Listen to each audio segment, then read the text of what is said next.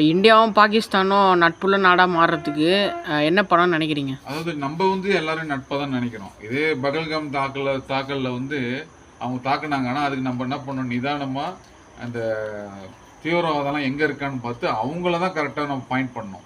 அந்த இடத்துல கரெக்டாக பாம்பு போட்டு கொள்ளணும், மக்களை பப்ளிக்கை எதுவும் பண்ணக்கூடாது. ஸோ இது அவங்க புரிஞ்சுக்கணும்.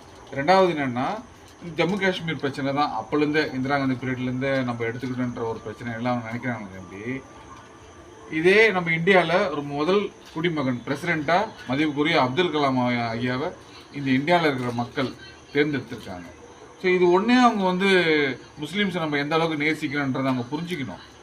இது ஒரு விஷயம் புரிஞ்சுக்கிட்டாலே அவங்க நம்மக்கிட்ட இந்தமாரி ஒரு இடத்துக்காக பிரச்சனை பண்ணிக்கிட்டு இருக்க மாட்டாங்க. ஏன்னா இதே பாகிஸ்தானில் நம்ம ஒரு இந்து ஒரு வாத்தியாரை கூட இருக்க முடியாது. ஆனால் நம்ம இந்தியாவில் ஒரு முஸ்லீம்ஸை முதல் குடிமகன் பிரசிடெண்ட்டாக தேர்ந்தெடுத்திருக்கோம். இந்த ஒரு விஷயமே போதும் பாகிஸ்தானுக்கு. நம்மளை அவங்க எதிரியாக நினைக்க வேண்டிய அவசியமே இல்லை.